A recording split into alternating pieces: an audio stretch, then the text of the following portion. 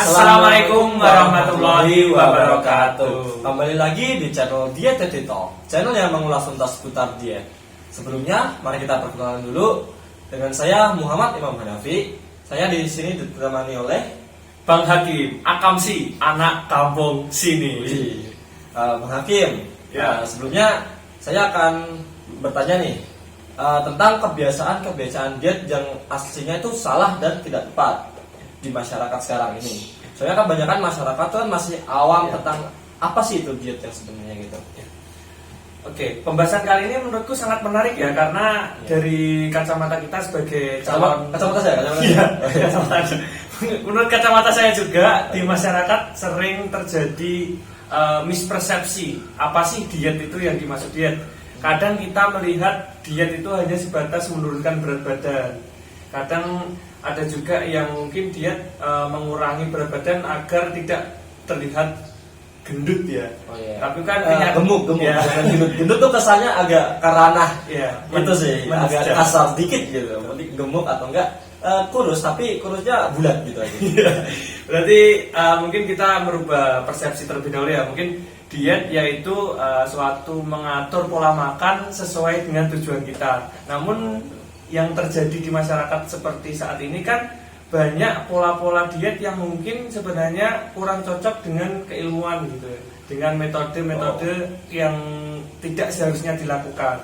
Nah, dari banyaknya hal yang tadi mungkin kita rangkum saja ya menjadi 7 pola diet yang tidak tepat yang sering dilakukan di masyarakat. Ada 7 hal yang akan kita bahas pada video kali ini gitu ya. Ya, ada 7 tipe yang kebiasaan lah, lebih tepatnya kebiasaan diet di masyarakat gitu ya, sudah umum. Ya. Mungkin yang pertama itu yang sering terjadi di masyarakat tuh dietnya melewati tidak sarapan pagi. Wah, ini nih. Nah, saya seringnya tuh kalau misalkan mau berangkat kuliah gitu ya, apalagi atau kuliah di jam-jam pagi gitu, saya tuh lebih sering nggak usah sarapan lah. Padahal sama nenek saya tuh udah, ayo kamu tuh harus sarapan biar kamu nantinya waktu kuliah ada tenaga gitu. Betul. Itu mungkin yang dikatakan nenek kamu tuh bener ya, karena pada sarapan pagi itu sebenarnya bukan cara diet yang dianjurkan, karena ini membuat kita justru lebih banyak mengonsumsi makanan nanti di siang hari, karena kita kan belum makan nih, kita seolah belum makan terus didobel, kita makan banyak di siangnya, itu mesti mungkin juga dilakukan ini. Jadi ada kayak persepsi, ada orang tuh gini loh, aku nggak usah sarapan, nanti sarapannya digabung aja sama makan siang gitu. Betul.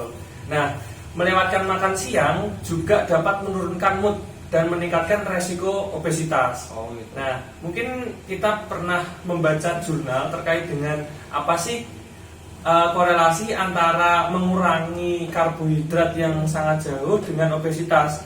Nah, masyarakat mungkin mengira kalau kita sedikit makan karbo ataupun defisit karbo akan mengurangi berat badan. Tapi kenyataannya jika kita terlalu defisit karbohidrat itu malah memicu resiko obesitas. Oh gitu. Iya, karena di dalam tubuh kita memunculkan hormon itu ya sebagai pengganti kita tidak mengonsumsi. Karena kita nggak mengonsumsi karbo tersebut, tapi hormon kita meningkat untuk lebih banyak mengonsumsi makanan-makanan gitu ya. Oke. Baik, mungkin yang kedua apa nih? Kan tadi udah yang pertama, tadi yang kedua. Sekarang kita akan membahas tentang apa? Oke. Mungkin yang kedua yang terjadi di masyarakat yaitu tidak menghiraukan jumlah kalori yang ada dalam dalam minuman yang kita konsumsi. Oh gitu. Jadi kayak misalkan kita minum minuman apa sih yang paling yang lagi tren sekarang? Boba, atau enggak apa minuman bersoda gitu. Kocok, terus makanan yang mungkin memiliki kandungan yang sangat tinggi kalori. Gitu. Anggur tinggi kalori enggak? Anggur ya sebenarnya jus anggur kalau misalkan gulanya banyak tentunya juga sangat beresiko ya. Apalagi misalkan kita minuman cepat saji ya, kita yang selain tren kan di boba. Satu gelas boba kan mengandung 10 sendok makan lah, 9 sampai 10 sendok makan gula. Kalau kita hitung 10 sendok makan gula kan kalorinya sangat tinggi. Nah, itu kita kan cuman kayak menghiraukan gitu.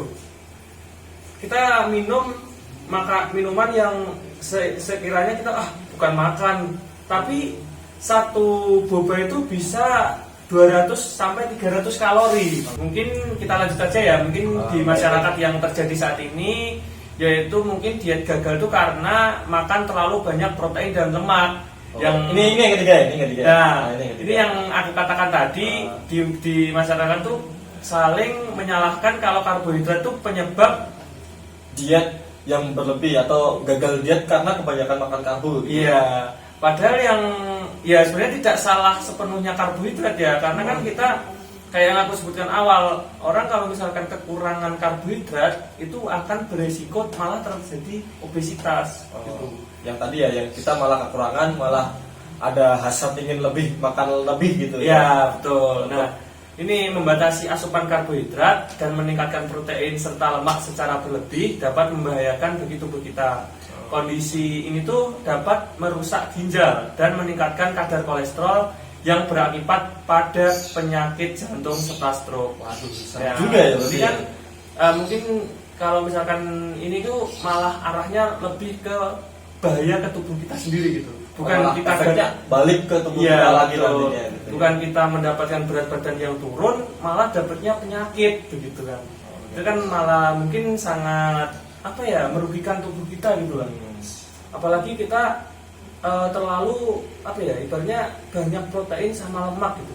Bayangin kita makan lemak yang berlebih itu kan kolesterol yang di dalam makanannya itu. Iya, dalam makanan itu kan akan memasuk ke tubuh kita yang akan menyebabkan plak-plak yang mungkin menghambat aliran darah yang menuju ke jantung.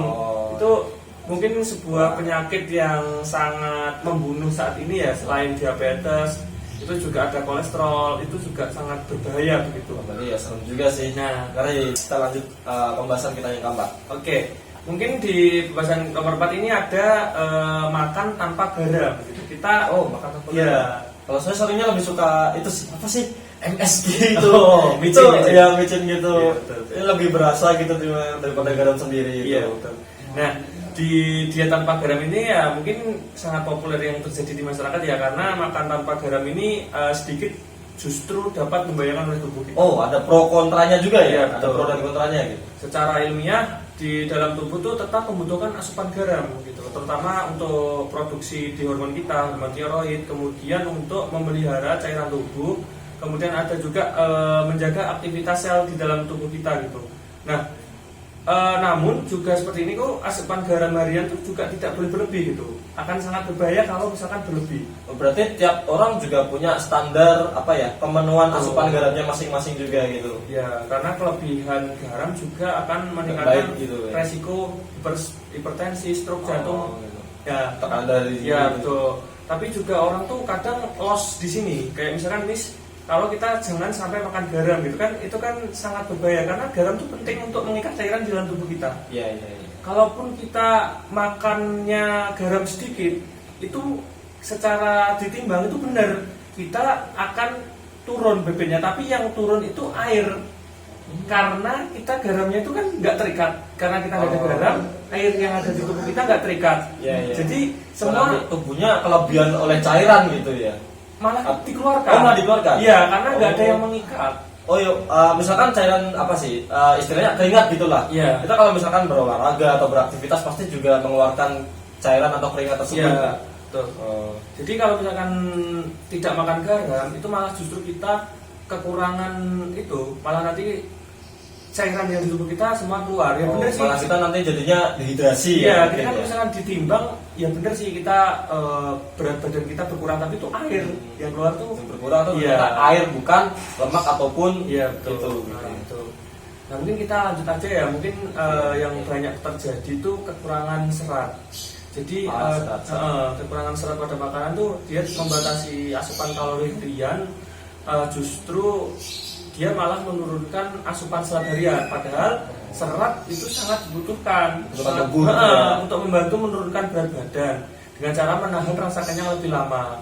Selain itu juga serat juga berfungsi membantu melancarkan pencernaan gitu. Jadi saya kayaknya mungkin kelebihan serat sih. Ya. Pencernaan saya kok lancar banget gitu. Plong mungkin ya. Jadi saya langsing gitu. Ya, oke, mungkin yang selanjutnya ya itu memuntahkan kembali makanan yang telah dimakan. Nah ini mungkin ya jarang ya orang yang seperti ini, tapi ada sih yang dia tuh memuntahkan makanan yang kebiasaan itu malah apa ya, mengganggu psikologis dari orang tersebut. Oh, orang yang makan tersebut. Iya, sangat berbahaya. Karena nanti efek samping yang dialami cukup serius. Ya mungkin secara klinis ya itu ada mungkin kulit, rambut yang kusam, kemudian kelenjar air liur berbahaya, kemudian ada osteoporosis, mengganggu menstruasi, irama jantung, gitu. Jadi memuntahkan kembali itu sebenarnya tidak baik untuk kesehatan tubuh kita, gitu. Apalagi sengaja dimuntahkan. Iya, gitu. sengaja dimuntahkan. Ini kan kemarin terjadi tren kan viral gitu. Seorang artis turun 7 kilo hanya minum obat gitu. Sampai ahli gizi pun geleng-geleng gitu. Iya, kok bisa gitu kan. Nah ini, jadi yang terakhir ini aku akan membahas sedikit tentang minum obat pelangsing tanpa pengawasan dokter. Nah ini juga apa ya, tren di sekarang tuh minum obat pelangsing. Mungkin dari Hafi pernah mendengar seperti ini tuh. Gimana? Kalau soal obat pelangsing saya memang udah bukan pernah dengar lagi, udah sering dengar. Apalagi kan kasusnya masih viral baru-baru ini gitu kan. Betul. Nah itu menurut saya kalau obat pelangsing ya, walaupun saya nggak pernah mengkonsumsi sendiri, aku juga nggak tahu efeknya itu bagaimana. Tapi menurut saya itu kayaknya ada itulah juga pro dan kontranya juga. Ya, betul. Entah itu memang nanti ada hasil yang bisa dicapai atau enggak gitu. Ya, betul. Malah nanti kalau saya ditakutkannya tuh jika obatnya nggak cocok sama saya, nanti banyak komplikasi yang terjadi pada diri saya sendiri gitu. Betul. Nah ini juga seberapa pro dan kontra ya. Mungkin kita sebut aja merek Herbalife. Mungkin dari aku pernah mendengar Herbalife. Herbalife saya pernahnya apa ya, sejenis semacam itu sih apa sih yang punyanya channel sebelah itu ya, Om Botak itu lah. Ya. Itu yang sebenarnya yang gitu. Ya. Jadi aku pernah belajar apa ya, membaca dikit tentang Herbalife itu dia minum misalkan susu ataupun suplemen lain tuh di situ sudah terkandung beberapa vitamin mineral yang lengkap, tapi hanya sedikit gitu, rendah kalori gitu. Oh gitu. Nah itu juga mungkin ya dari kacamata ahli gizi juga mungkin kan tidak Kacamata saya lagi kan. Ya, kacamata Anda mungkin berbeda dengan kacamata ahli gizi. Ya mungkin tidak sesuai dengan mungkin dari isi piringku ataupun konsep gizi seimbang ya, karena kan di harfiah kita, kebutuhan kita kan harian kan mungkin kalau laki-laki mungkin sekitar 1800 kalori per hari. Kalau misalkan kita minum susu itu kan kita kurang gitulah, Kurang untuk memenuhi asupan ya, kalori kita lagi. Betul. Kalau misalkan dia apa ya, buat menurunkan ya sedikit-sedikit lah, jangan langsung ambles gitu ya. Tiba-tiba bus. Nanti malah apa ya, tubuh kita nggak kuat untuk menahan perubahan yang sangat drastis tersebut gitu. Organ-organ kita tuh sangat kewalahan lah. Apalagi kan kita apa ya, kita pernah belajar kalau diet itu kan harus di atas BMR. Pernah mendengar BMR? Ya, basal metabolic rate. Ya betul, basal metabolic rate itu kita dietnya itu harus di atas dari kebutuhan organ kita. Biar nanti organ kita enggak kekurangan atau enggak fungsinya enggak melemah gitu ya. Iya betul, enggak melemah. Jadi kita harus maksimal lah, jangan sampai di bawah dari BMR. Orang-orang mungkin bisa loss ya karena di bawah BMR itu sangat berbahaya. Terus kalau misalkan dari bawah BMR, dari organ kita untuk mungkin jantung, ginjal, gerak tangan kita atau kenapa kan butuh energi. Iya betul. Nah, gitu. Wah, pembahasan kali ini sangat benar-benar menarik loh. Iya. Saya aja sampai apa ya, terpukau dengan apa yang kita bahas hari ini. Iya. Sangat bermanfaat sekali ilmu kita mungkin ya. Semoga saja bagi masyarakat dan bagi semua orang gitu ya. Baik, terima kasih pada kesempatannya kali ini Bang Hakim. Kurang lebihnya saya juga mohon maaf apabila bisa ada salah kata atau tutur kata yang kurang tepat gitu ya. Aku juga mungkin mohon maaf juga, mungkin ada barangkali teman-teman yang mempunyai pandangan lain terkait diet, silakan ya mungkin bisa komen di bawah gitu ya, barangkali atau menyanggah punya atau apa semacam ide-ide atau mau request tentang kita mau bahas apa nih selanjutnya, itu mungkin bisa komen di bawah aja ya. Silakan komen, jangan lupa like dan subscribe juga. Like dan subscribe juga. See you.